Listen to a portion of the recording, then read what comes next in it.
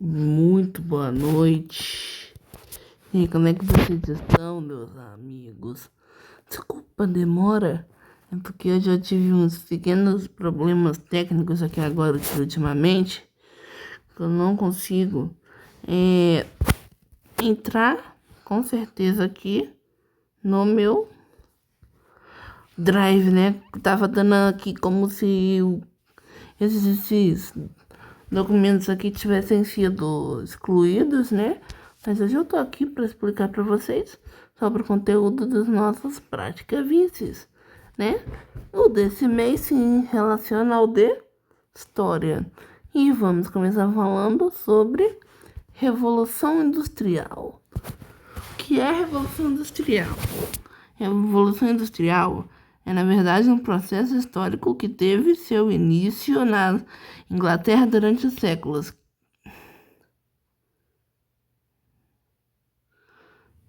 XVIII. Deve ser visto não apenas como algo único, mas sim como um período que envolve a sequência de pelo menos três fases que mudaram os rumos da produção no mundo. Além disso, os novos contextos industriais surgidos na Revolução contribuíram decisivamente para a formação da sociedade atual, principalmente no que diz respeito às relações de trabalho.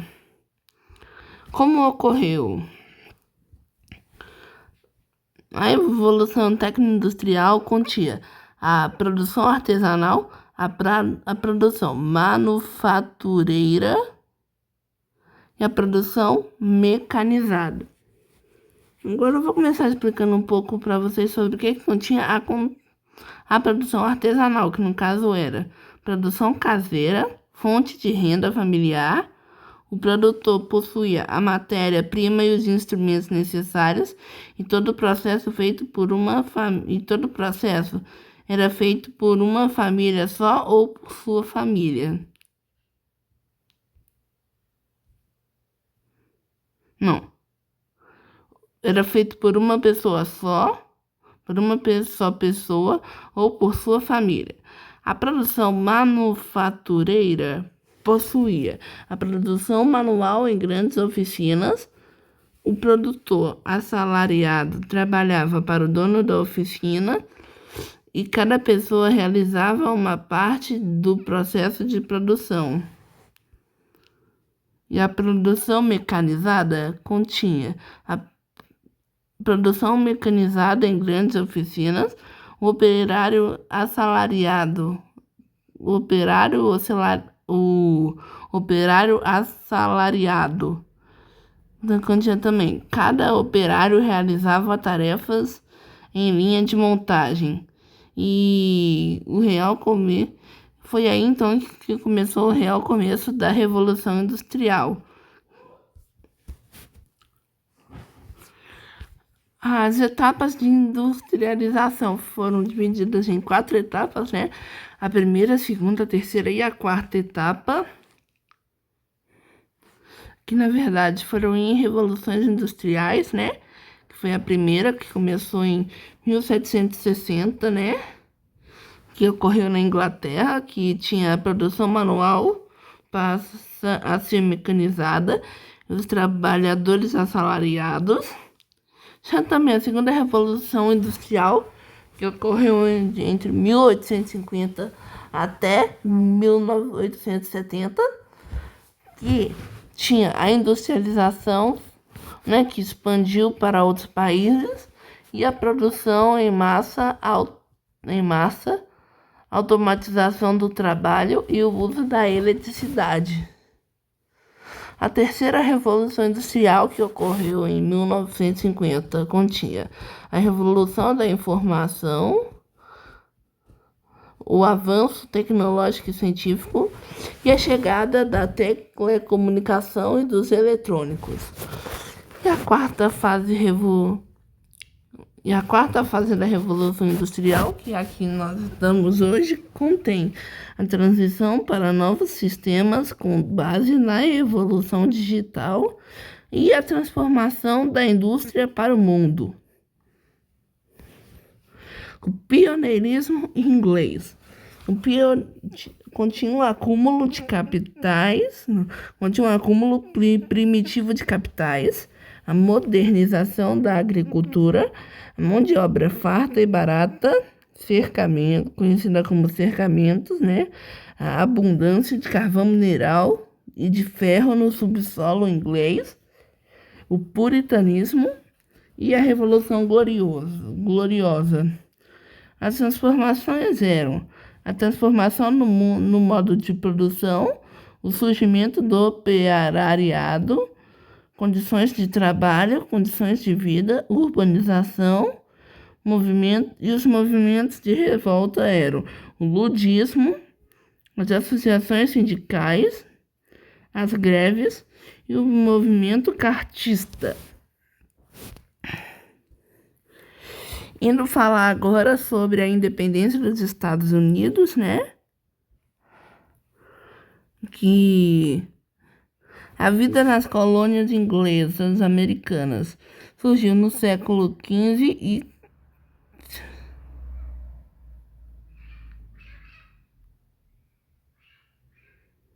nos séculos XVII e XVIII, a imigração de milhares de ingleses e escoceses, alemães e holandeses para as 13 colônias. O norte continha como o clima frio, né, e o desenvolvimento do mercado interno, que era a mão de obra livre e a manufatura.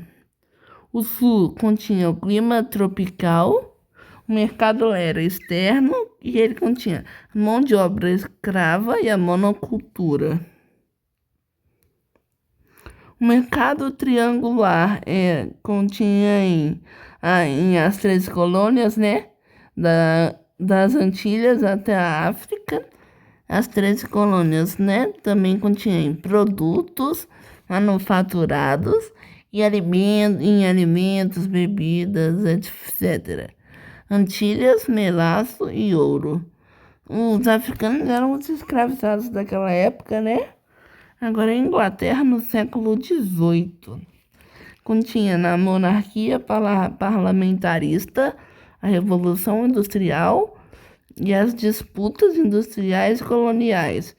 Nessa época também ocorreu a Guerra dos 7 Anos, né, que ocorreu de 1756 até 1763.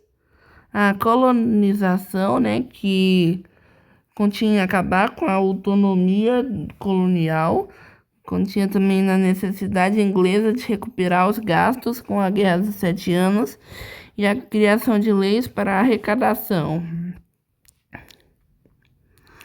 As leis impostas pela metrópole inglesa para as 3 colônias americanas foram a Lei do Açúcar, que ocorreu em 1764, que aumentou os impostos sobre o açúcar e impôs sua compra das Antilhas inglesas.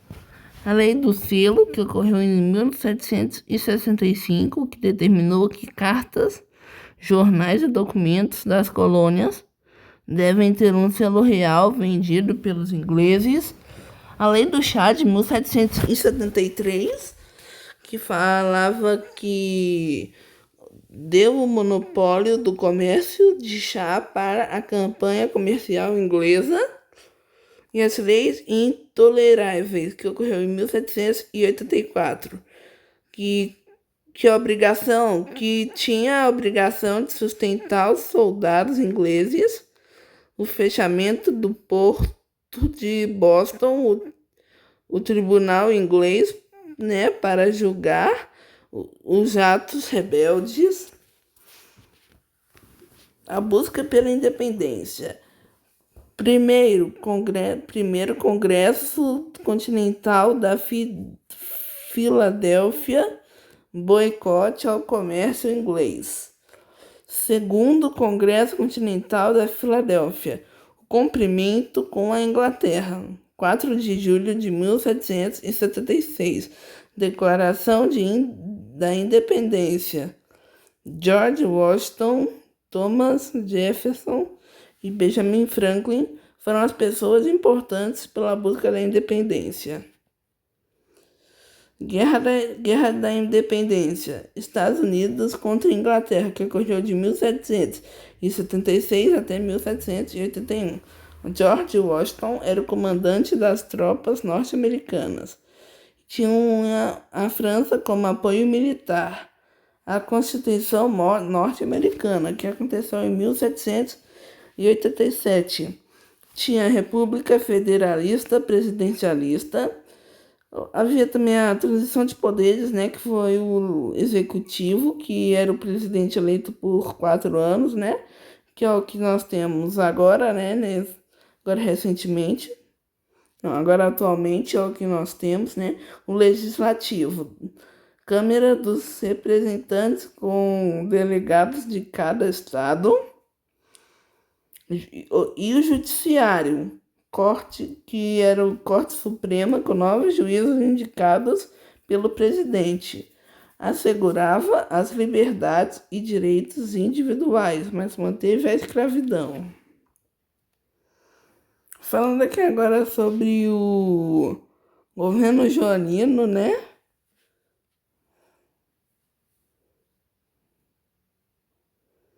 Que contava no dilema de Portugal, que foi a decisão de Napoleão Bonaparte, né, que propôs aos portugueses em um impasse visto que a restrição que lhes era imposta comprometia o seu desenvolvimento econômico de diferentes formas.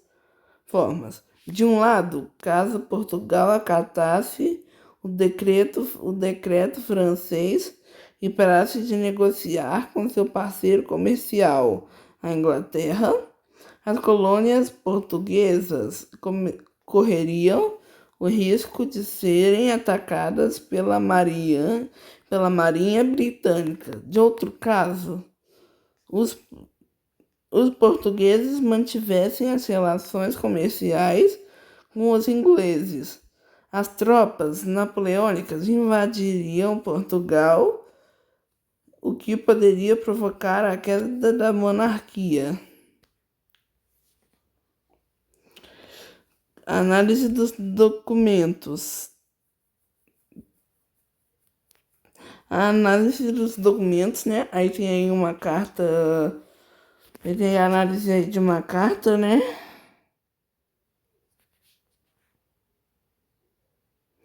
De Light Kenneth no livro A Viagem Marítima da Família Real.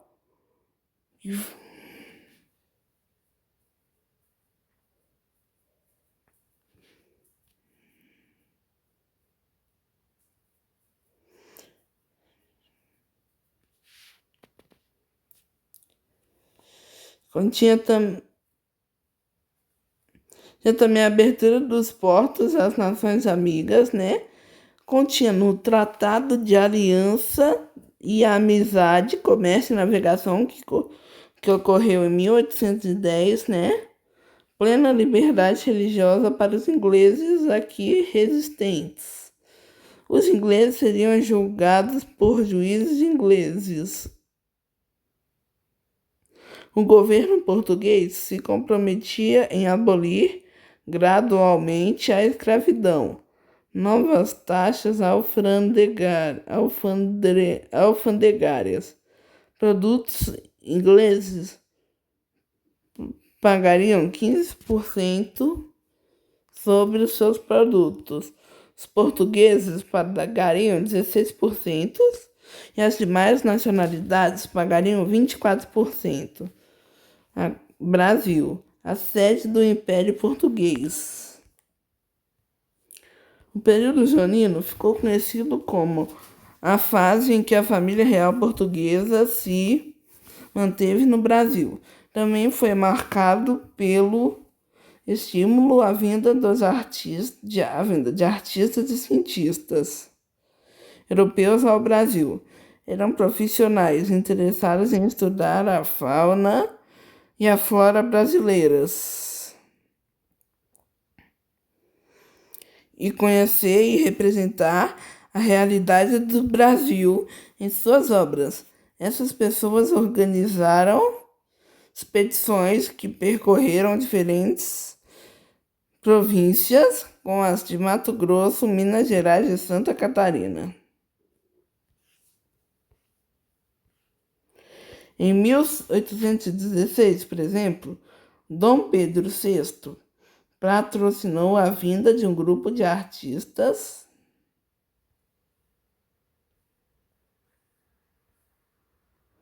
franceses.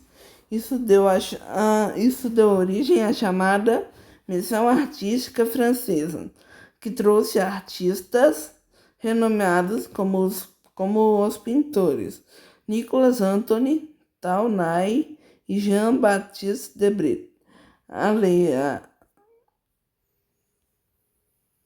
além de escultores, gravadores, arquitetos e outros especialistas.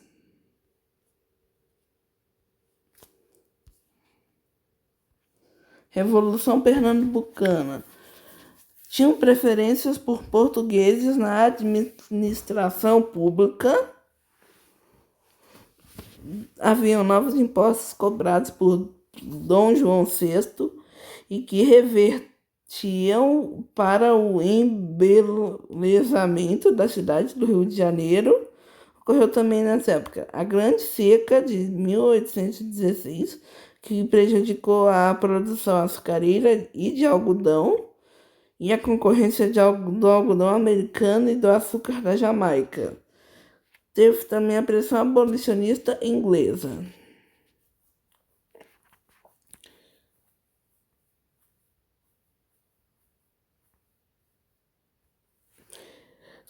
Em 1817, teve início a Revolução Pernambucana, movimento rebelde que se inspirou fortemente na Revolução Francesa e em perspectivas políticas que estavam ganhando espaço no continente europeu.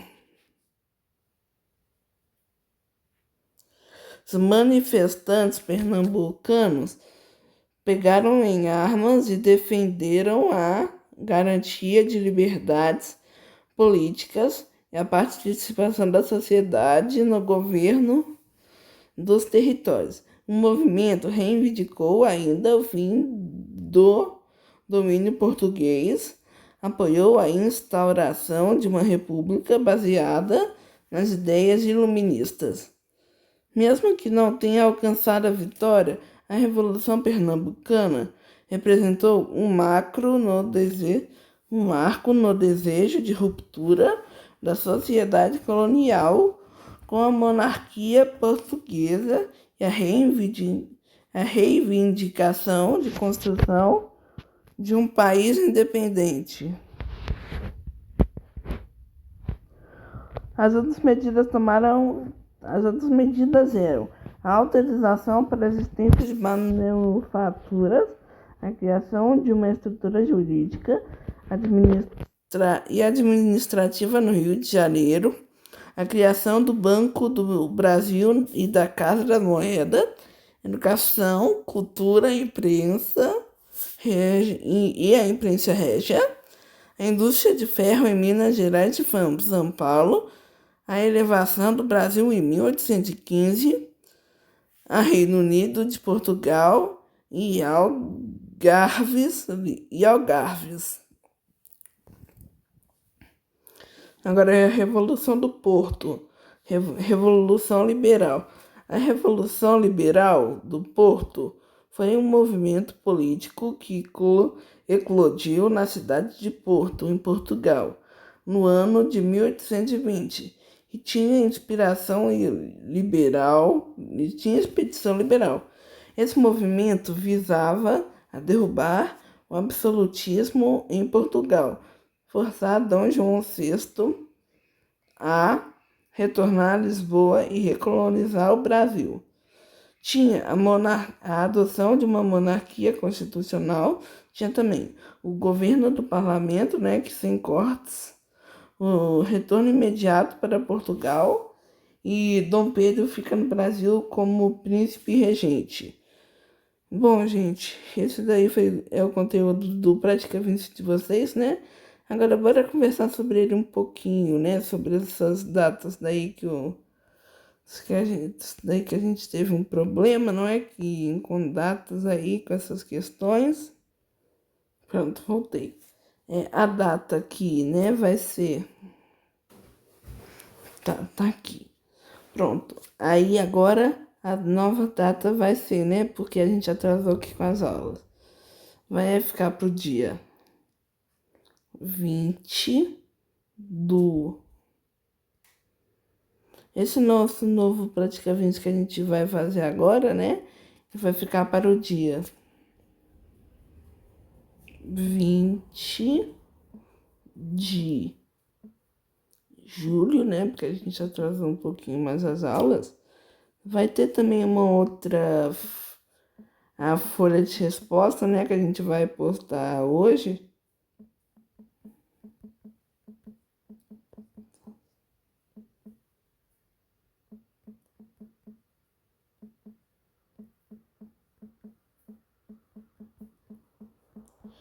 No caso, a gente está gravando hoje, que é dia 26.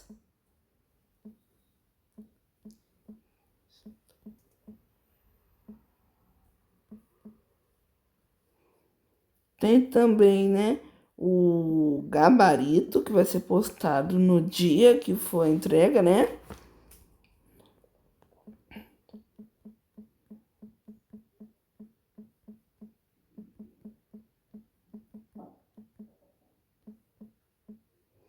Tem também uma outra questão, né, que era... Qual mesmo?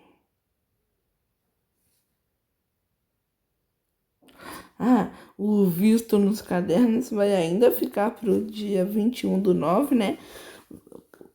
A partir da aula que vem já vai começar a ter os registros, né?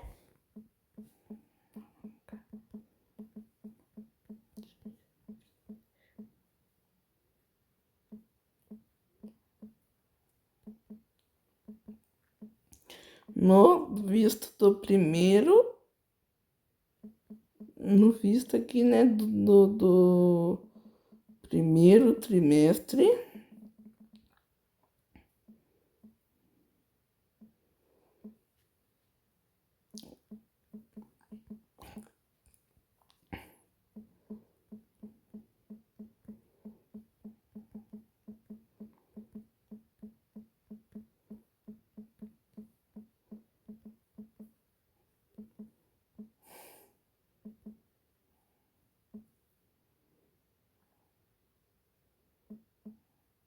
Vinte e um de novembro, né, que vai ser o visto 2 e o visto 3, que é o último visto, né, para poder passar de ano.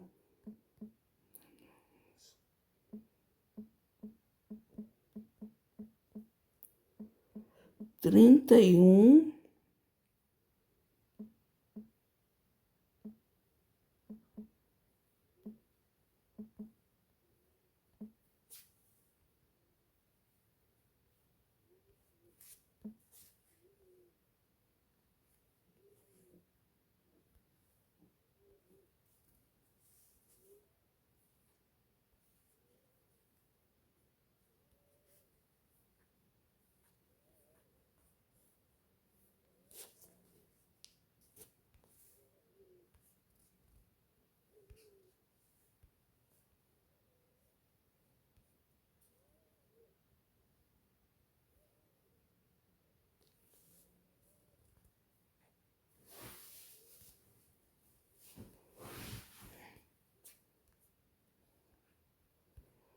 Então, o visto 3, então, esse daí é o nosso planejamento anual, né, para esse ano de 2025.